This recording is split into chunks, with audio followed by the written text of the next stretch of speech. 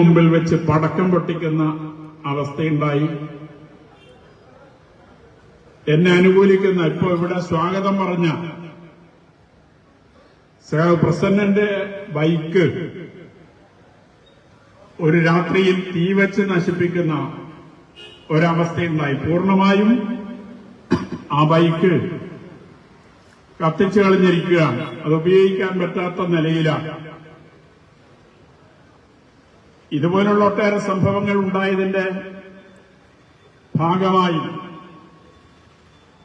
ഈ പുസ്തക പ്രകാശന ചടങ്ങ് അലങ്കോലമാകാൻ സാധ്യതയുണ്ടോ, അല്ലെങ്കിൽ അലങ്കോലമാക്കാൻ ചിലർ പരിശ്രമിക്കുമോ എന്ന സംശയം ഞങ്ങളിൽ ഉയർന്നു വരികയും അതിന്റെ ഭാഗമായി ബഹുമാനപ്പെട്ട കേരള ഹൈക്കോടതിയെ സമീപിച്ച് ഈ ചടങ്ങിന് പോലീസ് സംരക്ഷണം ആവശ്യപ്പെടുകയും ബഹുമാനപ്പെട്ട ഹൈക്കോടതി അത് അനുവദിക്കുകയും ചെയ്തിട്ടുണ്ട്. അതിന്റെ കൂടി അടിസ്ഥാനത്തിലാണ് ഈ പരിപാടി നടക്കുന്നത്. ഞാൻ ഉന്നയിച്ച വിഷയങ്ങൾക്കൊന്നും മറുപടി പറയാൻ ബന്ധപ്പെട്ടവർ തയ്യാറാകുന്നില്ല എന്ന് മാത്രമല്ല, ഏത് വിധത്തിലും ആളുകളെ ദ്രോഹിക്കുക എന്ന സമീപനം തുടരുക. ഇന്നലെ വെള്ളൂരിൽ തന്നെ മറ്റൊരു സംഭവം നടക്കുകയുണ്ടായി. വെള്ളൂരിലെ പ്രധാനപ്പെട്ട നാടക പ്രവർത്തകനും ഫോട്ടോഗ്രാഫറുമായ സർഗം ദാമുവിന്റെ കുറെ ഫോട്ടോകൾ ഉൾപ്പെടുത്തിക്കൊണ്ട് കൊട്ടണശ്ശേരി ഉത്സവ സ്ഥലത്ത് ഡിവൈഎഫ്ഐയുടെ വെള്ളൂർ നോർത്ത് മേഖലാ കമ്മിറ്റി ഒരു ഫോട്ടോ പ്രദർശനം സംഘടിപ്പിച്ചിരുന്നു. ഇന്നലെ പകൽ കോറത്തുള്ള ഒരു നോവലിസ്റ്റാണ് അതിന്റെ ഉദ്ഘാടനം നിർവഹിച്ചത്. രാത്രി ഒരു 10-11 മണിയാകുമ്പോ ഉത്തരവാദപ്പെട്ട ചില ആളുകൾ പോയി,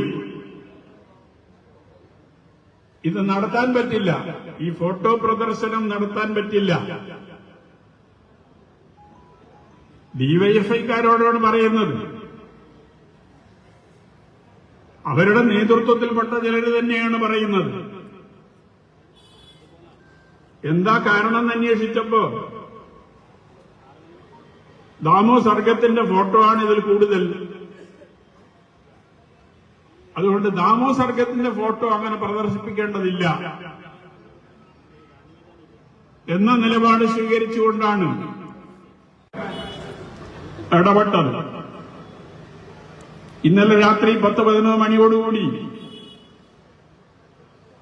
ആ പ്രദർശനം അവസാനിപ്പിക്കുകയാണ് ചെയ്തത്. ഇന്നവര് പുനരാരംഭിക്കും എന്നൊക്കെ ണ്ടോ എന്നറിയില്ല. ഇതുപോലുള്ള സംഭവങ്ങൾ നമ്മുടെ പ്രദേശത്ത് ആവർത്തിച്ചുകൊണ്ടിരിക്കുകയാണ്. യഥാർത്ഥത്തിൽ ഉന്നയിച്ച വിഷയങ്ങൾക്ക് മറുപടി പറയാനില്ലാത്തതുകൊണ്ടാണ് ഈ നിലയിൽ പ്രകോപനമുണ്ടാക്കാൻ, അക്രമങ്ങൾ സംഘടിപ്പിക്കുന്ന നിലയിലേക്ക് മുന്നോട്ടു പോകാൻ സന്നദ്ധമാകുന്നത് എന്നതാണ് സൂചിപ്പിക്കാനുള്ളത്. ഞാൻ ഈ പ്രശ്നം ഉന്നയിച്ചപ്പോ എന്നെ വ്യക്തിപരമായി അധിക്ഷേപിക്കുന്ന പ്രചരണങ്ങളാണ് നടത്തിക്കൊണ്ടിരിക്കുന്നത്. ഞാനെന്തോ മോശക്കാരനാണ് എന്ന് വരുത്തി തീർക്കുന്നതിന് വേണ്ടിയുള്ള വലിയ തോതിലുള്ള പ്രചാരവേല നവമാധ്യമങ്ങളിലൂടെ നടത്തിക്കൊണ്ടിരിക്കുകയാണ്. ഈ സദസ്സിനു മുമ്പാകെ പറയാൻ പോലും പറ്റാത്ത വാക്കുകൾ ഉപയോഗിച്ചുകൊണ്ടുള്ള അശ്ലീല സന്ദേശങ്ങളടക്കം ഈ നവമാധ്യമങ്ങളിലൂടെ വന്നുകൊണ്ടിരിക്കുകയാണ്. വ്യക്തിപരമായി തേജോവധം ചെയ്യാൻ സാധിക്കത്തക്ക നിലയിലുള്ള തനി കള്ളത്തരങ്ങൾ, അസത്യം പ്രചരിപ്പിക്കുന്ന നിലയിലേക്കും കാര്യങ്ങൾ മാറിക്കൊണ്ടിരിക്കുകയാണ്. ഗീബൽസിന്റെ സിദ്ധാന്തം എന്ന് പറയുന്നത് ഫാസിസ്റ്റ് കാലത്ത് അവരുപയോഗപ്പെടുത്തിയതാണെങ്കിൽ ഫാസിസത്തിന്റെ പഴയകാലത്തെ അന്ത്യത്തോടുകൂടി പുതിയ കാലത്ത് പുതിയ രീതിയിൽ തിരിച്ചു വന്നുകൊണ്ടിരിക്കുകയാണ്. അന്ത്യത്തോടുകൂടി അത് അവസാനിച്ചു എന്ന് നമുക്ക് കരുതാനാകില്ല. പുതിയ കാലത്ത് പുതിയ രീതിയിൽ പുതിയ പലരും ആ സിദ്ധാന്തം നടപ്പാക്കുന്നതിന് വേണ്ടിയുള്ള പരിശ്രമങ്ങൾ നടത്തിക്കൊണ്ടിരിക്കുന്നുവെന്നതാണ് ഇതിലൂടെയെല്ലാം നമുക്ക് കാണാൻ സാധിക്കുന്നത്. അതുകൊണ്ട് അതിന്റെ വിശദാംശങ്ങളിലേക്കൊന്നും ഞാൻ പോകുന്നില്ല. ഈ ചടങ്ങിന് ശേഷം പറയാനുള്ള മറ്റു കാര്യങ്ങളെ സംബന്ധിച്ച് സൂചിപ്പിക്കാം എന്ന് നിങ്ങളെ അറിയിച്ചുകൊണ്ട് ഈ പുസ്തകം പ്രകാശനം ചെയ്യുന്നതിന് വേണ്ടി സഖാവ് ജോസഫ് സി മാത്യുവിനെയും പുസ്തകം ഏറ്റുവാങ്ങുന്നതിന് വേണ്ടി സഖാവ് വി എസ് അനിൽകുമാറിനെയും സ്നേഹപൂർവ്വം ക്ഷണിക്കുകയാണ്.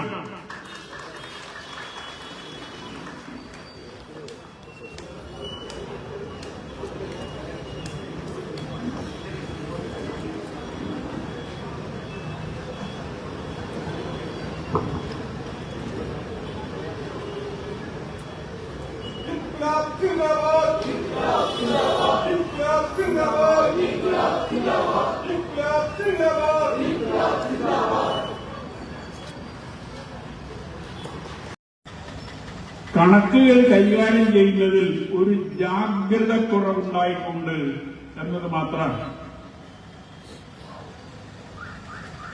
ആ ജാഗ്രത കുറവിന് ഇത്രയും വലിയ ശിക്ഷ വേണമായിരുന്നോ? ആ ചോദ്യമുന്നയിച്ചതാണ്. പക്ഷെ അതിനൊരു തൃപ്തികരമായ, ജനങ്ങളെ വിശ്വസിപ്പിക്കാൻ സാധിക്കുന്ന ഒരു മറുപടി ലഭിച്ചില്ല എന്നത് മറ്റൊരു കാര്യം. മാത്രമല്ല, CKP തന്നെ ആ നടപടി ഏതാണ്ട് അംഗീകരിക്കുന്ന രീതിയിൽ, ഉള്ളിൽ അതിനോട് എതിർപ്പുണ്ടെങ്കിലും പരസ്യമായി പ്രകടിപ്പിക്കാതെ അത് അംഗീകരിച്ച് മുന്നോട്ട് പോകുന്ന ഒരു നിലപാടാണല്ലോ സ്വീകരിച്ചത്. അതുപോലുള്ള വിഷയങ്ങൾ വലിയ വിഭാഗം പാർട്ടി സഖാക്കൾക്കിടയിൽ വലിയ അസംതൃപ്തി ഉണ്ടാക്കിയിട്ടുണ്ട്. അത് വ്യത്യസ്ത കാരണങ്ങളാകാം. നേതൃത്വത്തിന്റെ നിലപാടുകളുണ്ടാകും, പ്രാദേശിക വിഷയങ്ങളുണ്ടാകും. പക്ഷെ കേരളത്തിലാകെ ഈ അസംതൃപ്തി വളർന്നു വരുന്നുവെന്നത് എല്ലാവർക്കും ബോധ്യമുള്ളൊരു കാര്യമാണ്. പയ്യന്നൂരിലെ സംഘടനാ വിഷയവുമായി ബന്ധപ്പെട്ട് വളർന്നു വന്ന അസംതൃപ്തിയാണ് കാരയിൽ, ഈ പയ്യന്നൂർ നഗരസഭയിൽ, ഈ പയ്യന്നൂർ വില്ലേജിൽ, കാരാപ്രദേശത്ത് അവിടെ ബ്രാഞ്ച് സെക്രട്ടറി ആയിരുന്ന സഖാവ് സി വൈശാഖ് രാജിവെച്ച് മത്സരിക്കാനിടയാക്കിയതും വലിയ ഭൂരിപക്ഷത്തിന് അദ്ദേഹം തെരഞ്ഞെടുക്കപ്പെട്ടതും പാർട്ടിയും LDF അത് തിരുത്തി മുന്നോട്ട് പോയാല് ഈ പാർട്ടിക്ക് ജനവിശ്വാസം ആർജിക്കാനും ഈ പാർട്ടിക്ക് മുന്നേറാനും സാധിക്കൂ എന്നതാണ് എന്റെ ബോധ്യം. ആ ബോധ്യത്തിന്റെ അടിസ്ഥാനത്തിലാണ് ഞാൻ ഈ പോരാട്ടം പാർട്ടിക്കകത്ത് നടത്തിയത്. 2026 ഈ വർഷം നടക്കുന്ന നിയമസഭാ തെരഞ്ഞെടുപ്പിലും ഇടതുപക്ഷ ജനാധിപത്യ മുന്നണി കേരളത്തിൽ അധികാരത്തിൽ വരണം എന്ന കാര്യത്തിൽ ഏറെക്കൊരു സംശയവുമില്ല. എന്റെ ആഗ്രഹവും അത് തന്നെയാണ്. കാരണം ഈ കേരളം ഈ കാണുന്ന നിലയിലേക്ക് വളർന്നു വന്നതിൽ മുഖ്യ പങ്ക് വഹിച്ചത് കമ്മ്യൂണിസ്റ്റ് പാർട്ടിയാണ്. 57 മുതൽ ഇങ്ങോട്ട് ഭരണത്തിൽ വന്നപ്പോ സ്വീകരിച്ച നടപടികൾ 57 മുമ്പ് ജനങ്ങളെ അണിനിരത്തിക്കൊണ്ട് ജനകീയ പ്രശ്നങ്ങൾ ഉയർത്തിക്കൊണ്ട് അതിന് പരിഹാരം കാണുന്നതിന് വേണ്ടി നടത്തിയ പോരാട്ടങ്ങൾ, അതിന്റെ ഫലമായി കേരളത്തിലാകെ വലിയ രീതിയിൽ സൃഷ്ടിക്കപ്പെട്ട രക്തസാക്ഷികൾ, ഇതിന്റെ എല്ലാം ഫലമായിട്ടാണ് ഈ കാണുന്ന നിലയിലുള്ള മാറ്റം കേരളത്തിലുണ്ടായത്. ഇത് നിലനിൽക്കണമെങ്കിൽ കമ്മ്യൂണിസ്റ്റ് പാർട്ടി കേരളത്തിൽ നിലനിൽക്കണം. ഇത് മുന്നോട്ട് കൊണ്ടുപോകാൻ സാധിക്കണമെങ്കിൽ കമ്മ്യൂണിസ്റ്റ് പാർട്ടി കുറെ കൂടി ശക്തമാകണം. അതുകൊണ്ട് ഇടതുപക്ഷ ജനാധിപത്യ മുന്നണി കേരളത്തിൽ അധികാരത്തിൽ വീണ്ടും വരണം എന്ന കാര്യത്തിൽ എനിക്കൊരു സംശയവുമില്ല. പക്ഷെ ഇന്ന് ഈ നേതൃത്വത്തിന്റെ പോക്ക് ശരിയല്ല എന്നത് പാർട്ടിക്കകത്ത് നിരന്തരമായി പറഞ്ഞ് പ്രയോജനമില്ലാതെ വരുമ്പോൾ ജനങ്ങളോട് പറയുക എന്നത് എന്നെ പാർട്ടി പഠിപ്പിച്ച ഒരു കാര്യമാണ്. 3 തവണ പാർട്ടി കേന്ദ്ര കമ്മിറ്റി തെറ്റിദ്ധരിത്തൽ രേഖ അംഗീകരിച്ച് താഴെ തലം വരെ വിശദീകരിച്ചിട്ടുണ്ട്. ആ 3 രേഖയിലും പാർട്ടി റിപ്പോർട്ട് ചെയ്തത് ഈ സമൂഹം പുതിയ കാലത്തെ മുതലാളിത്തം